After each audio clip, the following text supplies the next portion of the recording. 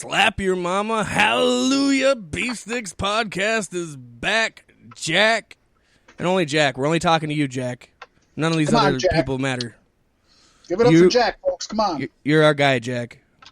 What else will we do on Lonely Late Nights? Jack's the man. Jack's the man, baby. Oh, so coming off of just a confusing week in wrestling, sort of, especially at least for WWE's major shows. Yeah. It's a weird time to be a wrestling fan because you don't know what to expect. WWE is left turned 3-4 times in the last month, and they just keep doing it. Yeah, I mean the whole wrestling world, I guess, is trying to confuse us this week. We had a pretty horrible takeover. We had a pretty dang good SummerSlam. We had a Tuesday AEW. We have a pay-per-view after a pay-per-view. We only had we only had 4 matches going into today for the new WWE pay-per-view, and then only one more match coming out of it. It's been weird. Real weird. In news, I guess if you've watched SummerSlam, you know. If you don't, well, I'm going to say it here at the top of the show because I think it is probably the biggest news this week. Roman Reigns is back with some new teeth. Big dog returned. They're so white. I thought that was funny when you said that. Fucking Bray Wyatt even said something about how they'll never get their teeth on his championship or something like that, where it was like a jab at Roman's new teeth. It was pretty amazing.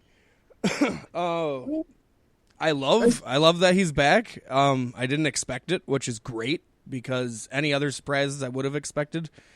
I was definitely expecting Retribution. Let me in on some Retribution shit. What if Roman is the leader of Retribution? That'd be fucked up, huh? Right. Well, when Vince McMahon said there's going to be a surprise that you'll never see coming, I expected a mild surprise. Yeah. I didn't expect Roman, so that was that surprised me as well. And to see him come back, gasp, as a heel. As a heel with a no bulletproof vest, just a black T-shirt that says "Wreck everyone and leave." Yeah, that was kind of stupid. I like it. I would maybe. I don't know. I'd have to lift a lot of weights, I think, in order to own that. Even my son was just laughing at because at first we couldn't read it. We're like wreck, and then wreck everyone, wreck everyone. Okay, wreck everyone and leave. And then we're like, oh, wow. Spent 5 minutes trying to see it, and that's all it fucking says. I don't know. I think it's it's like something you'd make on a creator wrestler or something that some backyard wrestling. I mean, all it is a black shirt with white. Yeah, well, that's what WWE excels in. They don't do graphics anymore. They just put words on T-shirts. Yeah, it's just kind of and charge a premium for them. It almost, I could see it being like a Green Day album back in the day or something, or a Limp Bizkit album. Wreck everyone and leave. That could definitely be the title of a Limp Bizkit album. You ain't gonna let them breathe. You gotta wreck everyone and leave. But it is cool. It's we've been asking for heel Roman. We're getting it. I'm gonna give him a chance. Dude, not only did we get heel Roman, but if you like pasty, watch SmackDown just before you tuned into this podcast. And if you didn't, I'm sorry. We found out at the very last scene as Vince McMahon's hired attorney to have the 3 men sign the triple threat contract. It pans over from Roman Reigns, and there's Paul Heyman sitting next to him. Roman Reigns is not only a heel, he's a Paul Heyman guy.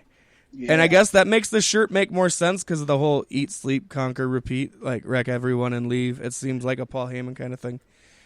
Yeah. But that's big. That's it's interesting. I like it. I think, it'll be interesting. I don't know. We've never seen Roman heel, so I don't know.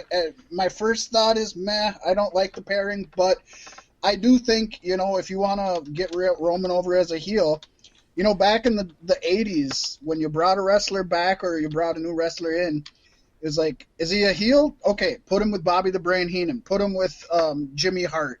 You know, you put him with a manager who was a heel, and they didn't need to know anything about that wrestler. They just knew he's coming down with Bobby the Brain Heenan. I hate him. And Paul Heyman's the same way. He's always a heel manager. So, it makes him a definite heel. No questions. No questions. And I guess this also leaves some breathing room. You can still have Paul Heyman doing his good work on the show, even without Brock Lesnar, who has probably isolated himself in Canada and intends not to come out anytime soon. And I can't say I blame him. The guy makes enough money to do that. Well, yeah, and if you can be snowbound in with fucking Sable, just do it. Mm-hmm. With old Rena Lesnar. With that daughter of his at school, far across the nation, as far away as possible. I do got to admit, if somebody just told me the name Rena Lesnar, I would not think of an attractive woman. No. Rena Lesnar just doesn't sound good. Yeah, she's very jagged and knobby. Even Rena Mero sounded okay. I don't know if it's just because I was always used to it, but that sounded okay. I don't know what it is. Nonetheless, good for him. Good for you, Brock. Good for Brock. You go, boy. You go, go. boy. We like you. You go. But no, it's good seeing Roman back. This opens up opportunities. It does make you question, the whole I was out because I was worried about COVID. COVID hasn't gotten any better. To the contrary, it's maybe gotten worse. So what's the reason for him coming back? Do they really have SummerSlam? SummerSlam. You want this money? We got fans again, kind of. Sometimes it's Ku Klux Klan members or beheadings or pictures of Chris Benoit. Chris Jericho. I tuned into SmackDown. I'm like, great. Now I'm not going to get to watch any wrestling because I'm going to be playing Where's Waldo with the fans all night. Yeah. Oh, yeah. My son and I noticed too on SummerSlam, there was a lot of multiple images on different screens. On SmackDown, there was a guy, a different guy, and then the first guy again. Yeah, I didn't even notice it till my son was like, "There's a green screen. Oh, there's another green screen." And I was like, "Where?" And he's like, "Right there in the corner, right there." And then I said, "Oh, there it is." And he's like, "And there's one right over there." And then I looked, and I was like, the silhouette is the exact same. I was like, "That's the same guy." And then then you look at people's shirts in the background, and then it's like, "Oh, there's a few of them here that are the exact same person." So yeah, I don't know if they're not getting it. You'd have to imagine with it just being online, they're got to be getting enough people, but they got to be getting enough people. But you got to also understand WWE. You're getting these people online. You know, kind of people you get online. People who know they're not going to get punched. It's, you're getting trolls. Yeah, 100%. WWE should have known better than this. Who was it? Somebody, maybe it was Meltzer this week, said that WWE has the money to do it. Why don't they pay people to be professional fans? They can afford it, and it will look a lot better. Impact did it, Yeah. Impact bought fans for quite a while there. Impact WWE can do that, and then, these people are getting paid. They're not going to hopefully put up that kind of content. Right. Although I think it's kind of funny. And I guess if you're going to lean into the internet, I definitely approve what human beings do because it's hilarious. Yeah, I mean, things like Chris Benoit and Ku Klux Klan, I think that's super tasteless and it gives pro wrestling fans a bad name. The Ku Klux Klan thing I'm not for, and the beheading thing I guess I'm not for. Yeah. Chris Benoit, though, I mean, it's WWE. Fucking do it. Do it. Having, Chris Jericho on there and having Owen Hart, I don't think that's bad. Yeah. I know they were just doing it to piss off WWE, but right. I still don't mind seeing Owen. Rest his soul. I loved Owen Hart, so. Right. But yeah, I mean, there's just. What if they just paid wrestling legends to be the fans? Yeah. That'd be cool. I mean, to be fair, they're already paying them. Yeah, exactly. As legends, so just add it to their legends contract. Like, you are our audience. Then you're going to have, Sheik sleeping, and you're going to have Hacksaw Jim Duggan blazing a blunt. But that would be the coolest shit ever, though, right? That should be WrestleMania. Awesome. They should do that for WrestleMania.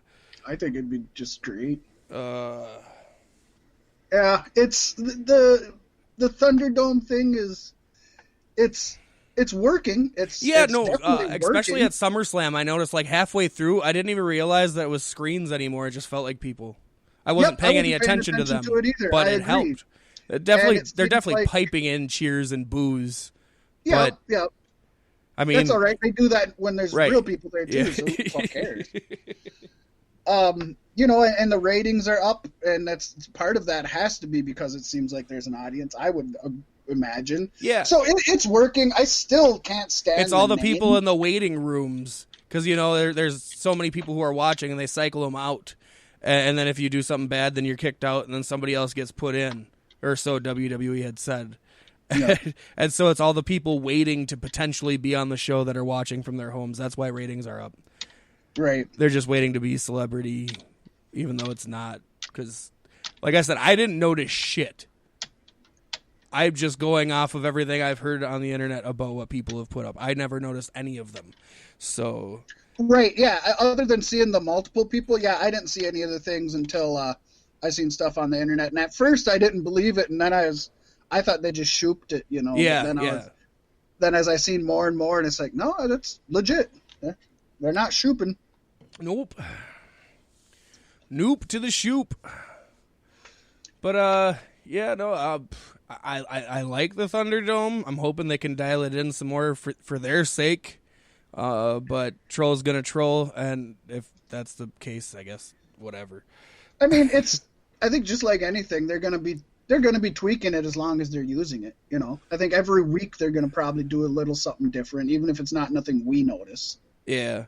Speaking of tweaking, Sami Zayn came back on SmackDown tonight, claiming he's still the Intercontinental Champion as he never lost it. He has his own belt and everything. So that's gonna play fun into Jeff Hardy's IC Championship run. Was he high on meth? No, but he must be high if he thinks he's the champion when somebody else is champion. That works. I mean, WWE's done it like 5 times, right? I mean, hell, look at the original, not the original, but the original pay-per-view ladder match. That was based off of a champion being a champion and coming for the champion. Yes. Razor Ramon and Shawn Michaels, Intercontinental Champions. Yes, indeed. You had Ric Flair come in with the WCW Championship, claiming to be the real champion. Yeah, they've done it a million times. But it's good. A lot of the good guys are coming back. It is. It's definitely interesting. If you haven't watched SmackDown, I won't spoil more for you than I already have. Go back and watch it. It's worth a watch. That's weird to say because I haven't said it in a very long time. Right. But it seems like WWE is getting their shit back in gear. And like you had said before we started the show tonight, it seems to be Daniel Bryan's writing that's probably doing the most work here. Possibly. We'll get into that later on, but I think the biggest thing is this whole pandemic is just kind of forcing everybody to try a little harder. WWE took a while to realize they have to try a little harder, but Impact this week, I haven't got to see it. I'm going to watch it this weekend, but they had Deonna Purrazzo versus Jordan Grace in a 60-minute Iron Man match, badass. I'm excited to see that. Yeah, Young Bucks fought in a tag team gauntlet match on Dynamite this week. That was a lot of fun. Also, it seemed like they had a lot of people in close proximity to each other fan-wise, at least in certain parts of the arena. There was a lot of people clustered, probably 60, 70, maybe more. You know what kind of bothered me the last week when I watched AEW? Damn Jim Ross. I love Jim Ross, and there's a lot of reasons to complain about him. Yeah, there is. You mentioned earlier. But they were I don't remember what they were talking about, but Jim Ross was saying, yeah, we're going to have to check on him. They took him to a medical facility. I'm like, why? Quit calling it a medical facility. You don't work for Vince anymore. Just call it a fucking hospital. Dude, this week he was bitching because they won't tell him what's wrong with Cody Rhodes. They won't. They refuse to tell me what's wrong with Cody Rhodes. They just know he'll be out for a indefinite amount of time. Yes, indefinite amount. Oh, Jim Ross. We love you. I love him so much.